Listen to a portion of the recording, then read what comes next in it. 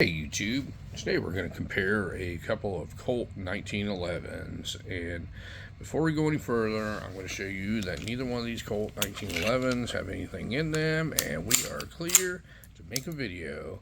We have still never accidentally discharged a gun while making a video, and today is going to be no exception. So what we have in front of us here is a couple of Colt Series 70s. And the one on top here is going to be a Colt Series 70 Gold Cup National Match. And the one on the bottom here is going to be a Colt Series 70 government model. And the Gold Cup was made in 1976 and the government model one was made in 1978. So what we'll do is we'll pick up the government model first and show you some of the features on them. This is just a regular Colt Series 70 government model, and this is no frills, no bells or whistles or anything on it.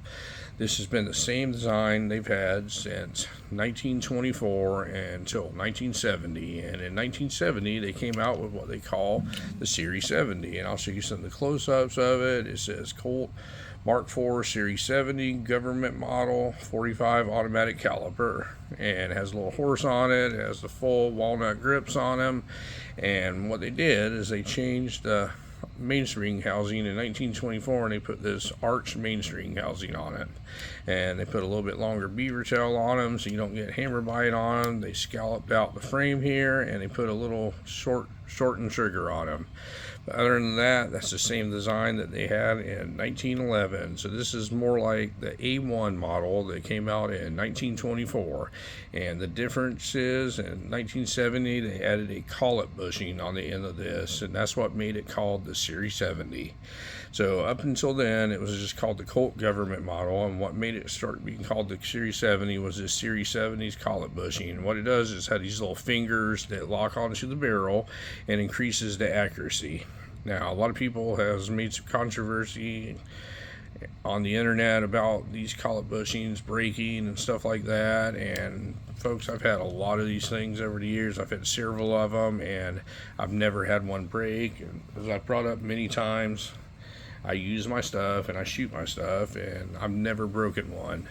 But on the other side it just says Colt government model, and it has a serial number and where it was made.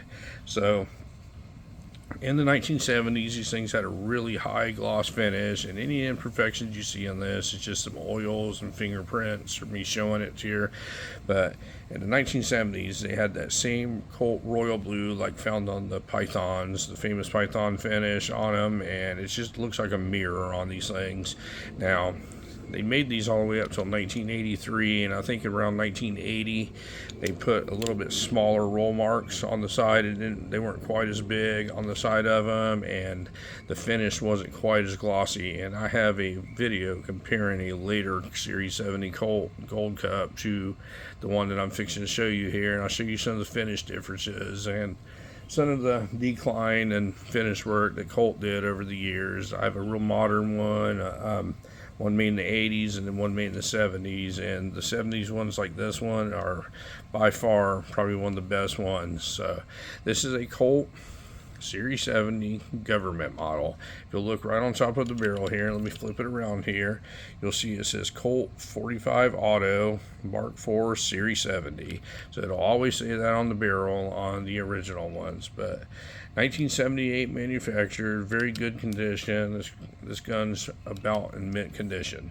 So the other one we're going to compare it to and show you some of the differences is this is a 1976 Colt Series 70 Gold Cup National Match, also chambered in 45 ACP. And this one has the same walnut grips on them with the little gold medallions, and then on the other side it has the same serial number kind of like and where it was made. And then on this side of the slide it says Colt, or it says Gold Cup National Match.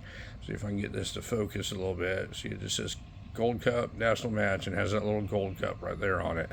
So some of the differences in these guns, they were made about the same time, but these gold cups here were hand fit.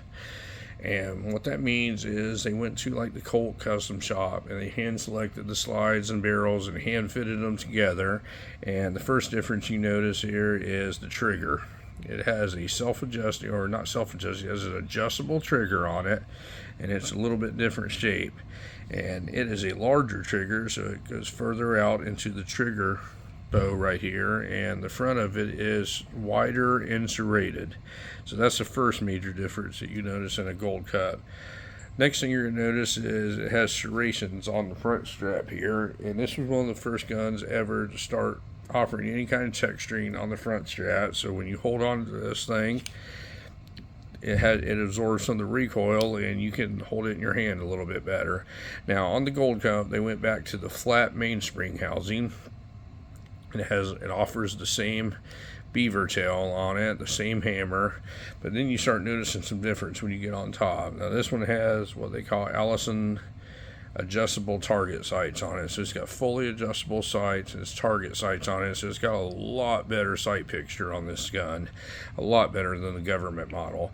Then on the top it has serrations that go all the way across the top, and that's for cutting down on the glare when you're target shooting.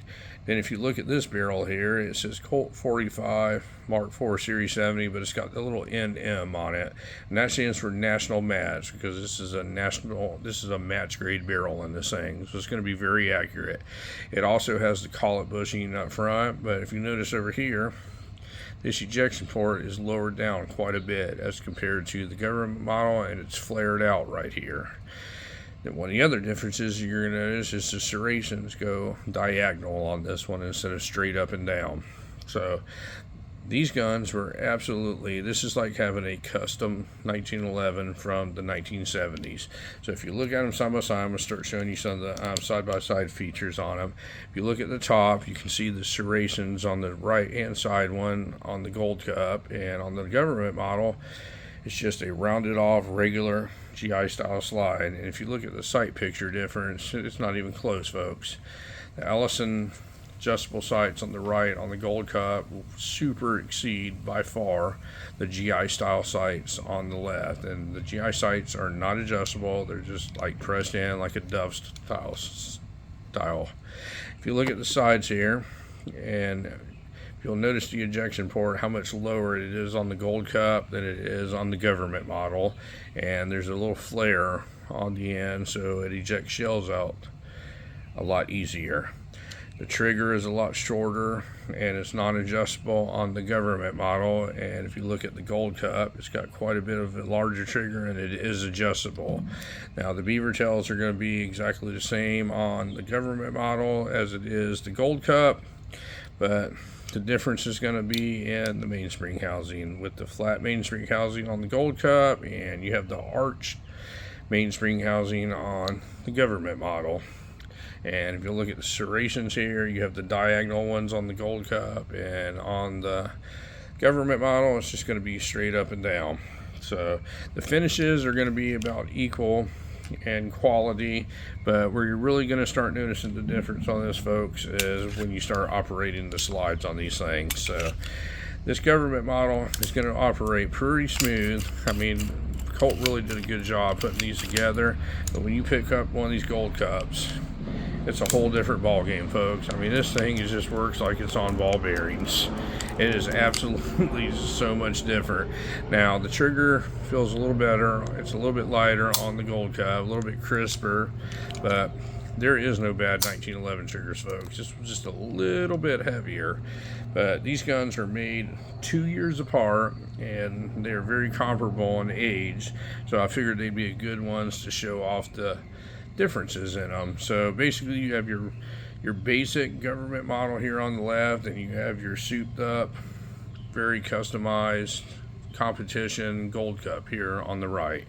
So there's a side-by-side difference of two very original Colt 1911s Series 70s, actually from the 70s. Neither one of these are the remakes. These are both original Series 70s from the 1970s.